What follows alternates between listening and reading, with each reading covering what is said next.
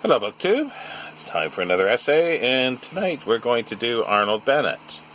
It's from a collection of articles called Books, to get to the title page, Books and Persons, being comments on a past epoch, 1908 to 1911. It's published by Chatto & Windus in 1917.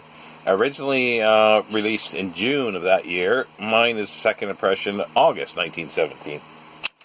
Now, in the preface, he states that these were a series of weekly articles that enlivened the New Age during the years 1908, 09, 10, and 11 under the pseudonym of Jacob Thomson. And we're going to read The Book Buyer, which was published on 22nd of August, 1908. In the month of August, when the book trade is supposed to be dead, but which nevertheless sees the publication of novels of Joseph Conrad and Mary Corelli, if Joseph Conrad is one pole, Mary Corelli is surely the other, I have had leisure to think upon the most curious of all the problems that affect the author. Who buys books? Who really does buy books? We grumble at the lack of enterprise shown by booksellers. We inveigh against that vague and long-suffering body of tradesmen because in the immortal Strand there are 40 tobacconists, 39 restaurants, half a dozen theaters, 17 necktie shops and 1 shorts, and 1,314 tea cafes. There should only be 2 establishments for the sale of books. We are shocked that in the whole of Regent Street it is impossible to buy a new book.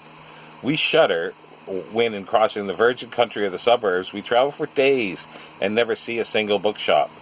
But whose fault is it that bookshops are so few? Are booksellers people who have a conscientious objection to selling books? Or is it nobody really wants to buy books?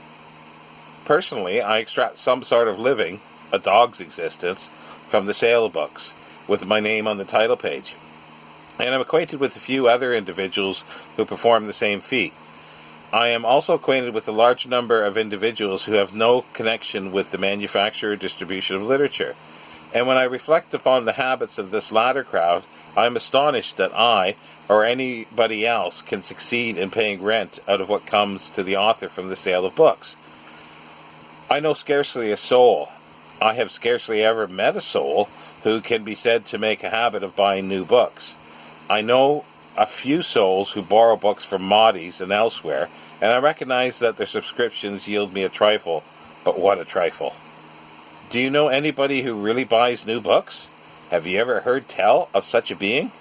Of course there are Franklinish and self-improving young men, and conceivably women, who buy cheap editions of works which the world will not willingly let die.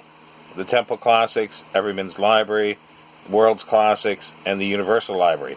Such volumes are to be found in many refined and strenuous homes, oftener unopened than opened, but still there. But does this estimable practice aid to the living author to send his children to school in decent clothes? He whom I am anxious to meet is the man who will not willingly let die the author who is not yet dead. No society for the prevention of the death of corpses will help me to pay my butcher's bill. I know that people buy motor cars, for newspapers are full of the dust of them. I know that they buy seats in railway carriages and theaters, and meals at restaurants, and cravats of the new color, and shares in companies, for they talk about their purchases and rise into ecstasies of praise or blame concerning them. I want to learn about the people who buy new books.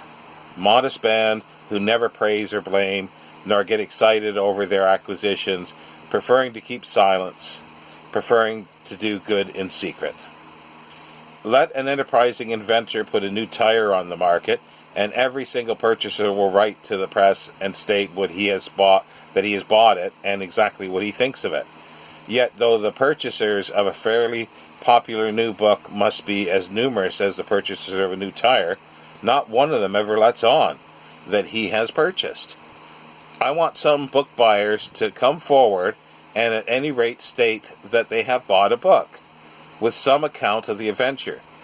I should then feel partly reassured.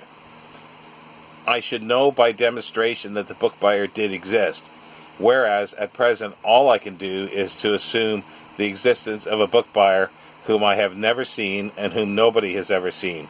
It seems to me that if a few book buyers would kindly come forward and confess, with proper statistics, the result would be a few columns quite pleasant to read in the quietude of September. It's very short, but I enjoyed that. And there's a few others in here. There's one there's two called Censorship of Libraries, so we might be able to combine those two together if they're short enough. But yeah, so that's it for today, and I hope you enjoyed it. Thank you.